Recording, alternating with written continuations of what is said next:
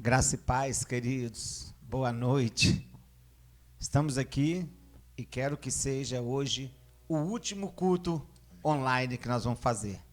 Porque nós decidimos aqui e a partir de domingo que vem, o culto na igreja às 19 horas. Estou esperando todos vocês lá. Mas chegando lá, eu estou com muita vontade de dar um abraço em vocês. Mas nós vamos fazer só isso aqui, ó.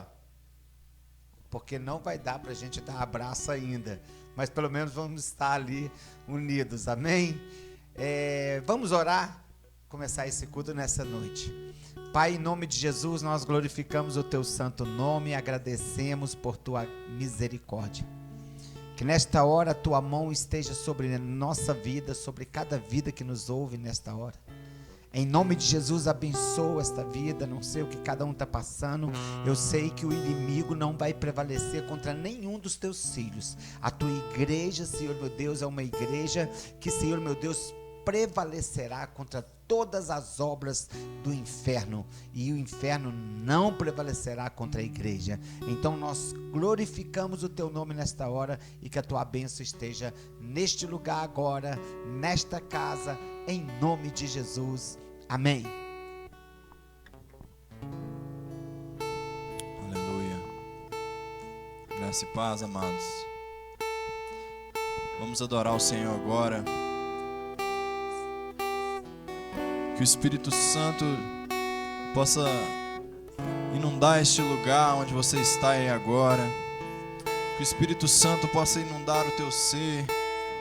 Que Ele possa falar ao teu coração. Oh Deus, nós queremos a Tua presença aqui neste lugar. Nós queremos, Jesus, a Tua presença, Pai, em cada casa, na vida de cada pessoa que está escutando essa live agora. Que em nome de Jesus, Senhor, o Senhor possa alcançar cada um. Aleluia, nós glorificamos o Teu nome. Dizemos que Tu és santo, Jesus. Não há outro como Tu. Não há outro igual a Tu, Jesus. Aleluia.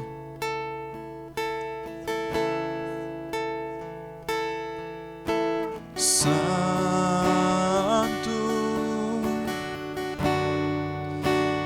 Tu és santo, Senhor Deus Todo-Poderoso. Só Tu és santo. Santo,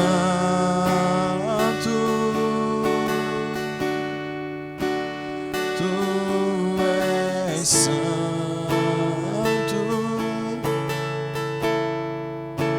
Senhor Deus Todo-Poderoso. Aquele que era, aquele que é,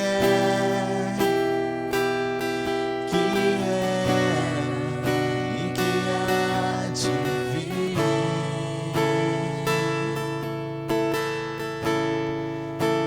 Aquele que é, e que há de vir. Diga aí onde você está, diga santo.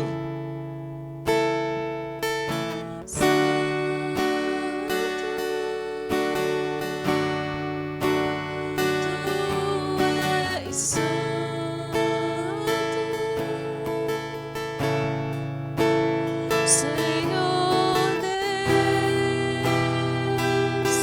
Todo-Poderoso.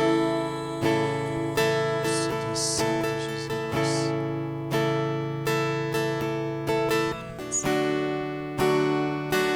Só Tu és santo. E Tu és santo,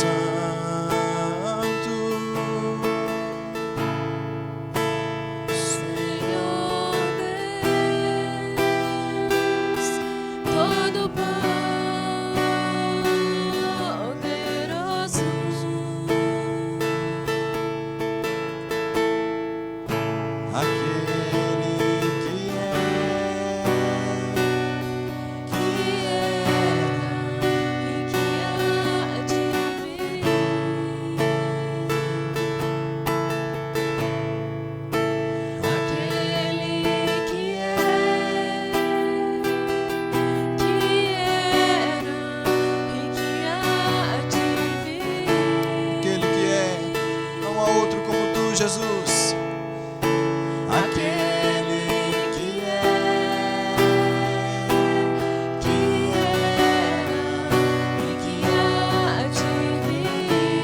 sua voz, diga aquele que é, aquele que é, aquele que é, que era e que há de vir.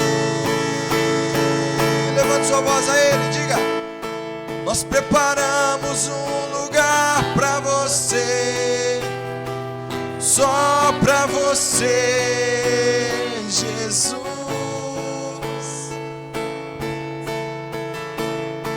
Nós preparamos um lugar pra você, só pra você, Jesus. Prepare um lugar pra ele aí na tua casa. Ei, nós preparamos um lugar pra você, uma atmosfera de glória, só pra você, Jesus. Vem nos inundar, Espírito Santo. Nós preparamos um lugar pra você, oh Espírito Santo, só pra você, Jesus.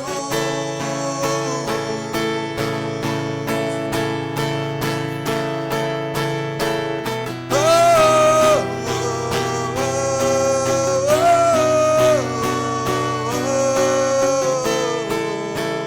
oh. Existe um rio de vida, e esse rio se chama Jesus Cristo. Ele está aí na tua casa nessa noite. Oh Espírito Santo de Deus, prepare um lugar para Ele.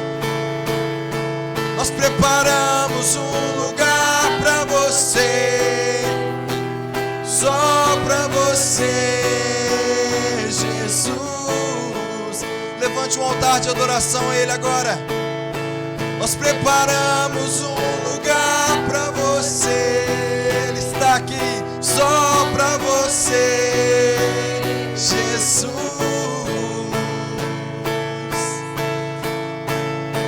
Nós preparamos um lugar pra você, só pra você, Jesus. Ele está aí. Ele está aí. Ei, meu irmão, creia nisso. Não se deixe abalar pelas coisas desse mundo. Não se deixe abalar por enfermidade, por crise financeira. Teu Pai está aí com você, Ele está aqui neste lugar. Nós podemos sentir a presença do Espírito Santo aqui. Que essa presença surreal, que essa presença tão gostosa, ela esteja aí na tua casa nessa noite. Ei, Espírito Santo, Ele é o único digno.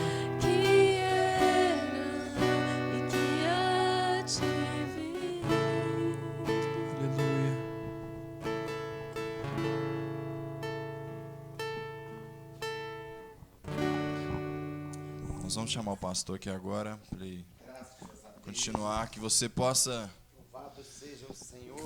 se agarrar a isso.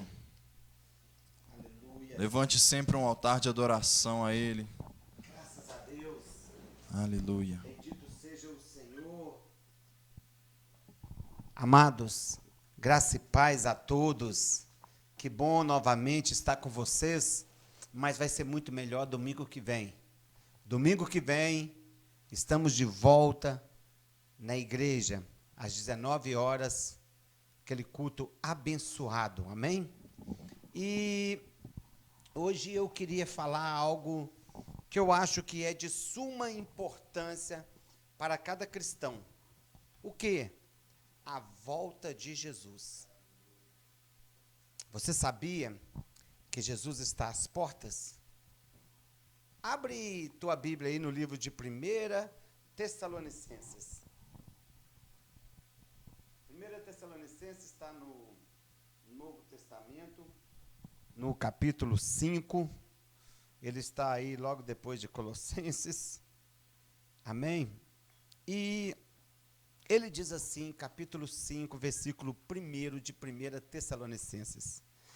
Irmãos, relativamente aos tempos e às épocas, não há necessidade de que eu vos escrevas. Pois vós mesmos estáis inteirados com precisão de que o dia do Senhor vem como ladrão de noite. Quando andarem dizendo paz e segurança, eis que lhes sobrevirá repentina destruição, como vem as dores de parto, aqui está para dar à luz, e de nenhum modo escaparão. Eu quero fazer um passeio com você aqui, na Bíblia, mas nós precisamos entender, Jesus ele voltará à terra 2 vezes. A primeira vez, Jesus já veio como o Messias prometido, e ele morreu numa cruz por nós e ressuscitou ao 3º dia. Mas a segunda volta de Jesus, ele vai vir até as nuvens para arrebatar aqueles que são dele, a igreja, aquela igreja que estiver na presença do Senhor. E haverá a terceira volta, que vai ser quando ele virá para julgar todo mundo. Será chamado o juízo do grande trono. Mas vamos lá. A primeira coisa que 1 Tessalonicenses fala é que o dia do Senhor vem como um ladrão. Você não sabe a hora que o ladrão vem. Aliás, quem é assaltado nunca sabe. É uma surpresa quando nós somos assaltados. O dia do Senhor é assim. Ele vai vir como uma surpresa, será? De repente. A segunda coisa, 1 Tessalonicenses 5,3 diz assim: quando disserem a paz e segurança, sobrevirá repentina destruição. Será um tempo dos fins. E ele voltará à hora em que muitos não esperam. Vamos ver alguns sinais das voltas de Jesus? Primeiro, fome, guerra e epidemia. Fome, você vai para o lado da África ali, Nordeste ainda, e em muitos outros lugares no mundo, há muita fome. Guerra, a gente nem se fala nos últimos tempos, o tanto de guerra que vemos, e epidemias estamos vindo neste momento na Covid-19 aqui, que está assolando todas as partes do planeta. Mas temos alguns outros sinais da volta de Jesus? Temos. No livro de Daniel, no capítulo 2 e 3, você vai ouvir falar de um homem chamado Nabucodonosor. Este homem teve um sonho com uma estátua, a cabeça era de ouro, o tronco era de bronze, as pernas de ferro e o peito era de prata. O que significa isso? O rei Nabucodonosor fez algo lá que ele mataria todos aqueles que não dessem o sonho e a interpretação. Mas Deus levantou Daniel para trazer a interpretação dos sonhos. Então Daniel, quando foi até o rei, ele disse: olha, o sonho fala de uma estátua e as 4 partes dessa estátua têm um significado. Primeiro, a cabeça era de ouro, ele falou: tu, rei, Deus te deu soberania, poder, majestade, tu é a cabeça de ouro, era o Império Babilônico. Depois, ele falou: virá um outro império, que era o peito de prata, que era o Império Persa. Esse império veio e se foi também. Depois veio o terceiro império, que era o tronco de bronze, Império Grego. E o quarto império, as pernas de ferro, o Império Romano. Mas a particularidade desse Império Romano, que ele era ali hoje na região da Europa. E esse império era muito forte, porque como o ferro esmigalha tudo, assim esse império esmigalharia a todos os outros. Porém, as pernas eram de ferro, mas os pés eram de barro e de ferro. E como o barro e o ferro não se misturavam, esse império seria, por um lado, forte, como o ferro, mas teria sua fraqueza, como o barro. E a gente examinando esse Império Romano, ele veio ali de 168 a.C. até aproximadamente os 500 anos ali depois de Cristo. E depois ele se dissolveu, vieram outras nações, e até que surgiu o que nós chamamos hoje de França, Inglaterra, Alemanha, etc. Acontece que aquele povo ali, ainda há esse Império Romano, mas ele é forte. Por exemplo, Comunidade Econômica Europeia, zona do euro, é muito forte. Mas eles não se entendem muito bem. Se eles economicamente são muito fortes, se eles têm um poderio bélico altíssimo, mas, no entanto, há pouco tempo a Inglaterra saiu da zona do euro. França não fala a mesma linguagem que a Alemanha, eles se divergem em algumas coisas. Lembra lá que o ferro não se misturava com o barro? Assim também, eles não se misturam. São fortes por um lado, porém fracos por outro. Esse é um dos sinais da volta de Jesus. O império, a volta do Império Romano, que acredito eu seja a Comunidade Econômica Europeia.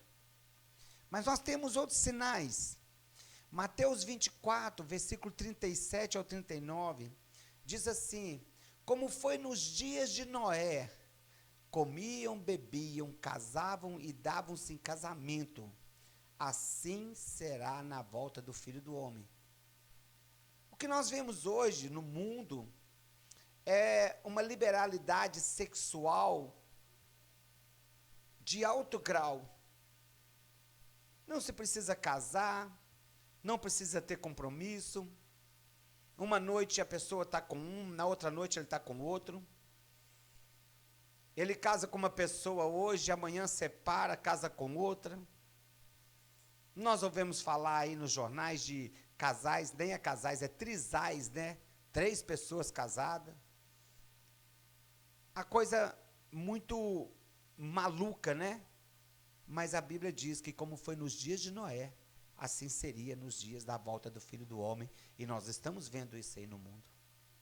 Um grande sinal também que eu acho, que eu creio, que em Lucas 17, 28, diz assim: como foi nos dias de Ló, assim será nos dias da volta do Filho do Homem.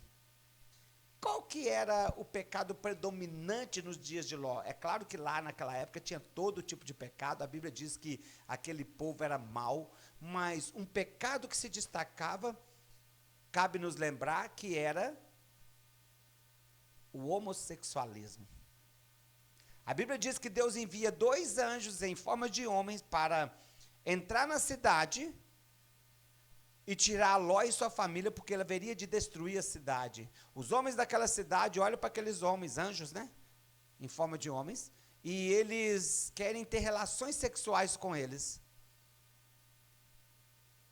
O próprio Ló fala: não, eu te dou minhas 2 filhas virgens, mas não toque nesses homens. Mas eles ainda insistem.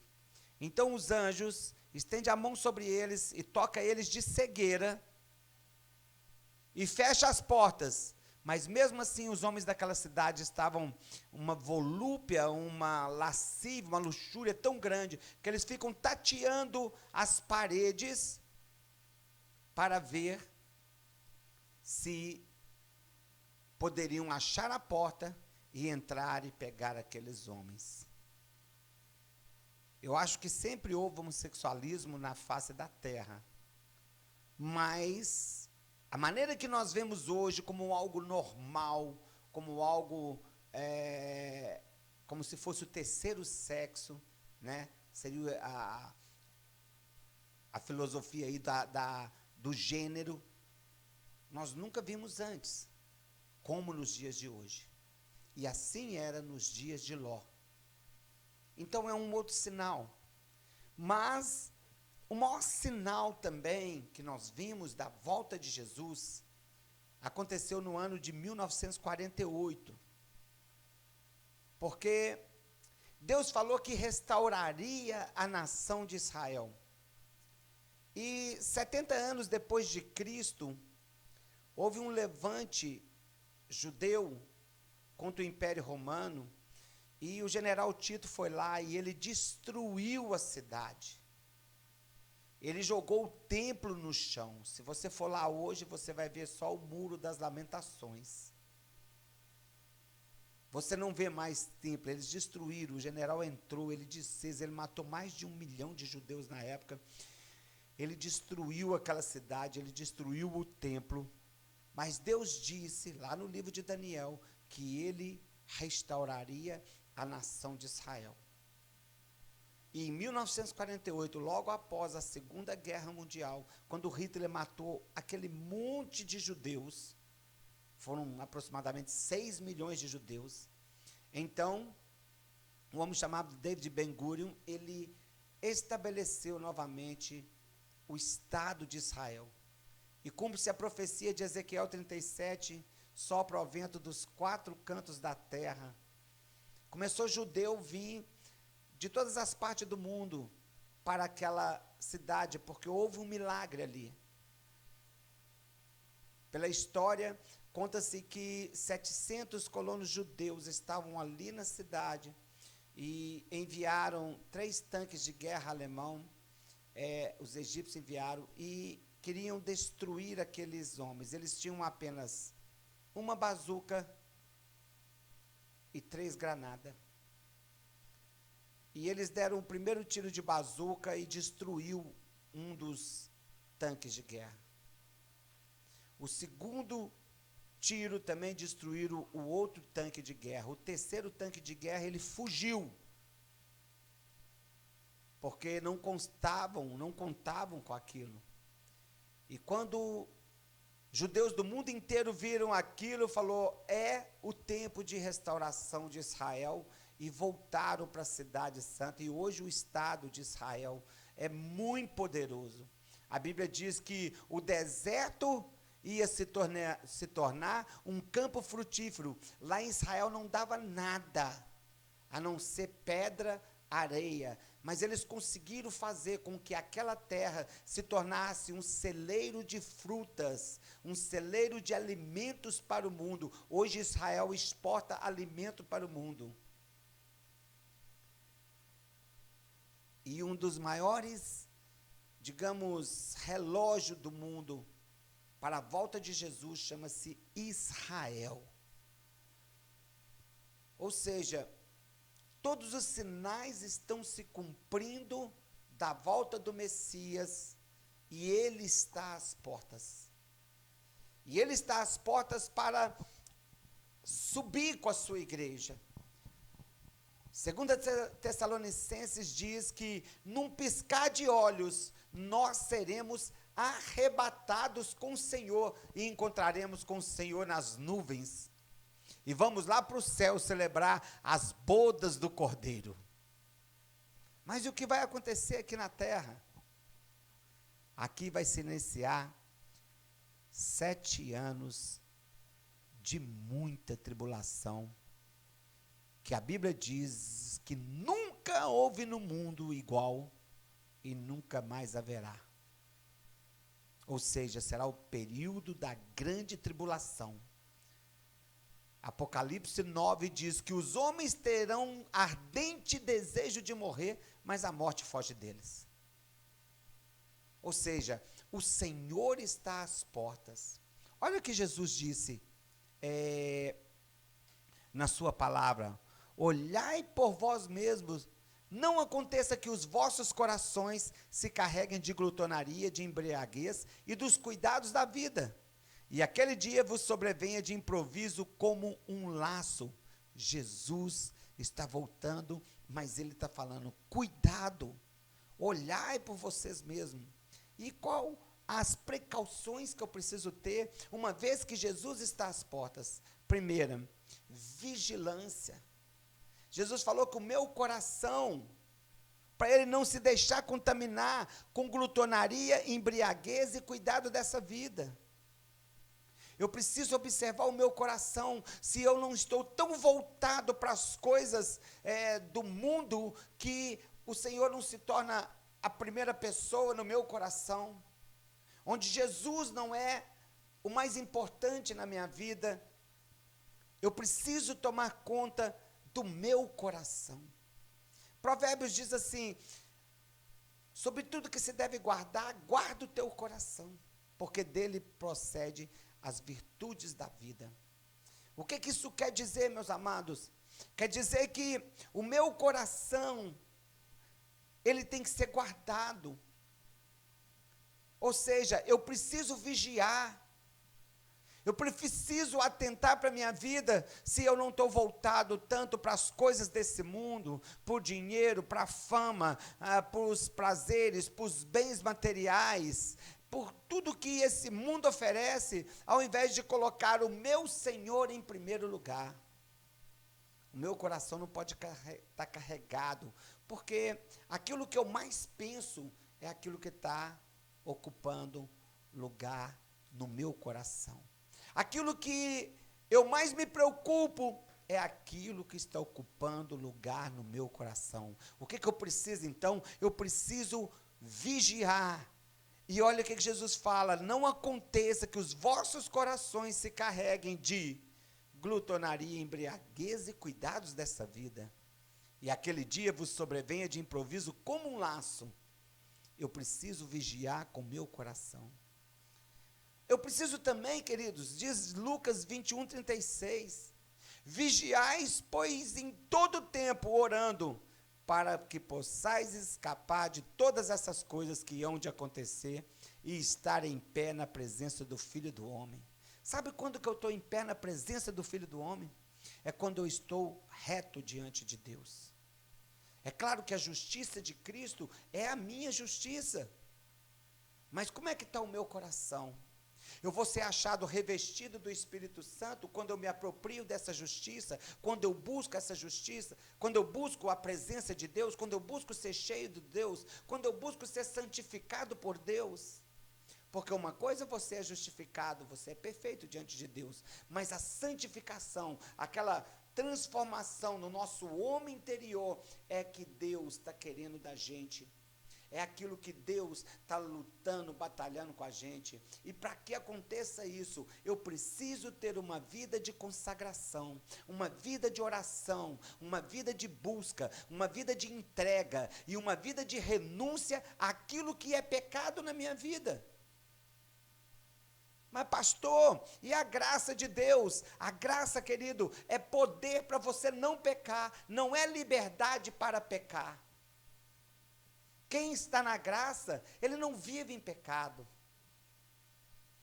Então eu preciso vigiar com meu coração, eu preciso estar em oração, para que aquele dia não me pegue desprevenido, para que quando Jesus voltar, eu não seja achado nu. A Bíblia diz assim: vigiai para que ninguém roube a tua coroa. Ou seja, Deus te chamou, Deus te tirou das trevas e te trouxe para a luz, Deus deu o seu Espírito sobre você, Deus pagou o preço, Jesus pagou o preço de todos os seus pecados na cruz do Calvário, Jesus derramou já o amor dele sobre você. O que nós precisamos fazer? Consagrar ao Senhor, porque quando eu me dou ao Senhor, Ele me dá dele, quando eu me entrego ao Senhor, Ele me dá mais dele. O que eu preciso fazer então? Mais uma coisa, está santificado. O que eu estou falando aqui? A Bíblia diz em Hebreus 12:14, segui a paz com todos e a santificação, sem a qual ninguém verá o Senhor. O que quer dizer isso, pastor? Santificação é algo que o Espírito Santo opera dentro de mim. À medida que eu busco Ele, Ele vai operando dentro de mim. Ele vai tirando mágoa, Ele vai tirando rancor, Ele vai tirando impureza, Ele vai tirando lascívia, ele vai tirando inimizade, ele vai tirando orgulho, vai tirando ira, falsidade. O Espírito Santo vai me santificando. E o que eu recebo em troca? Eu recebo da vida de Jesus, eu recebo do próprio Espírito de Deus. Então, santificar é uma necessidade vital. Olha só, 1 Tessalonicenses, capítulo 4, versículo 3, diz assim: porque esta é a vontade de Deus, a saber, a vossa santificação, que vos abstenhais da prostituição. Quantas pessoas nesse mundo vivendo em prostituição, achando que pode adulterar, que não tem problema, que pode viver em fornicação, que não tem problema, que podem ver pornografia, que não tem problema.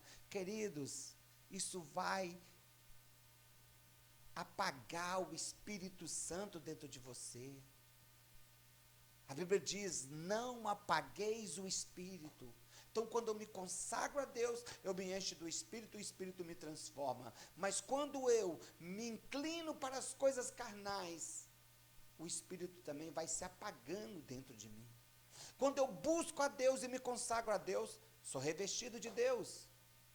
Quando eu busco mais das coisas do mundo e me dou mais às coisas do mundo, eu vou ficar com menos do Espírito Santo. É simples.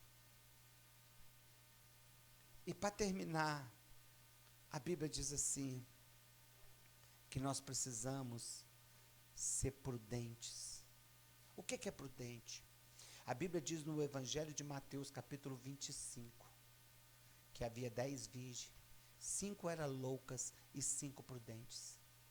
E as 5 prudentes, elas procuraram ser cheias de azeite na sua lâmpada. Uma linguagem metafórica, porque ser cheio do azeite na lâmpada é ser cheio do Espírito Santo dentro de você. Mas a Bíblia diz que 5 não foram prudentes, foram loucas. O que é essas pessoas 5 loucas? Eu acredito que sejam 5 pessoas, 5 virgens, são pessoas que estão dentro da igreja, mas não se converteram, não buscaram aquilo que a palavra de Deus diz, não se importaram com a vontade de Deus. Lembra no versículo de 1 Tessalonicenses, capítulo 4, versículo 3? Porque esta é a vontade de Deus, a vossa santificação. Eu creio que as 5 virgens loucas, elas não se preocuparam com a vontade de Deus. E quando Jesus apareceu, o noivo apareceu, e falaram lá, à meia-noite, eis o noivo. As 5 virgens loucas levantaram, as 5 virgens prudentes levantaram, vamos ao encontro do noivo, mas as loucas disseram, dai-nos do teu azeite. Ou seja, elas não tinham presença de Deus, elas não tinham a unção de Deus, elas não estavam revestidas de Deus. Queridos, a Bíblia diz, vigiai e orai. Deus não nos destinou para a ira, mas para a salvação. A Bíblia diz que o inferno não foi feito por nós, para nós, foi feito por diabo e seus anjos.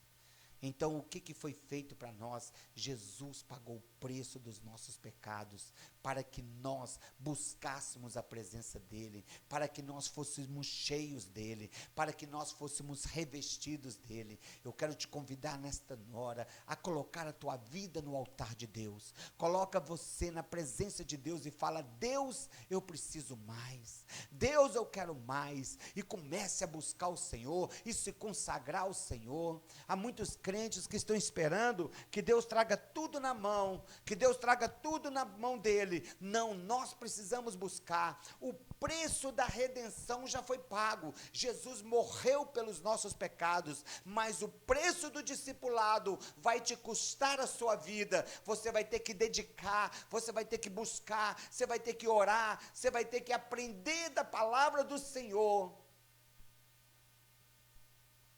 E hoje eu quero te convidar para aquele que te ama, para aquele que te chama, para aquele que não te abandonou, nem quando você se afastou, ele não te abandonou, e ele está chamando: vinde a mim, todos vós que estáis cansados, sobrecarregados, e eu vos aliviarei.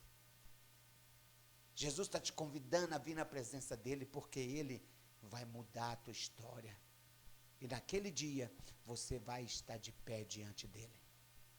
Vamos orar nesta noite, fecha teus olhos aí.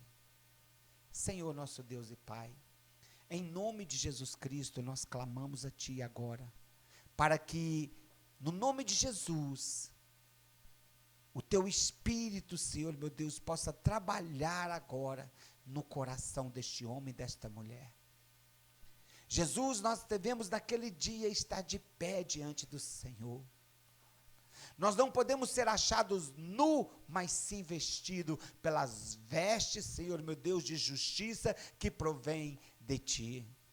Então, em nome de Jesus, eu quero clamar por esta vida, que tudo aquilo que está prendendo, que tudo aquilo que está amarrando, que tudo aquilo que está impedindo esta vida de caminhar, possa ser quebrado nesta noite, e o Espírito Santo de Deus possa fazer um trabalhar neste coração, nesta vida, nesta casa. Eu estendo minhas mãos sobre esta casa agora, e eu abençoo esta vida, eu abençoo esta casa, em nome de Jesus.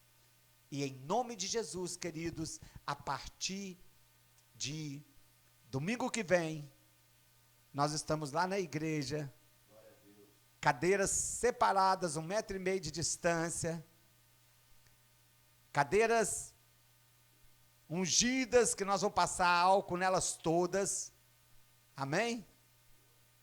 Você vai estar lá na frente, venha de máscara, vamos ver se a gente arruma umas 10 máscaras para deixar lá, para quem chegar sem máscara, não pode entrar sem máscara, e nós vamos colocar lá também o álcool gel, e vamos cultuar o Senhor, vai ser aquele culto maravilhoso. Eu peço a você que interceda a Deus, que ore a Deus, para Deus derramar a Shekinah dele lá, e nós vamos ser cheios da presença de Deus, amém?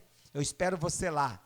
Graça e paz, que Deus abençoe, Pai, em nome de Jesus, que a graça, o amor e a paz e a comunhão do Espírito de Deus seja sobre toda a igreja, não só hoje, mas todos os dias, amém. Tenha uma boa semana, Deus te abençoe, graça e paz.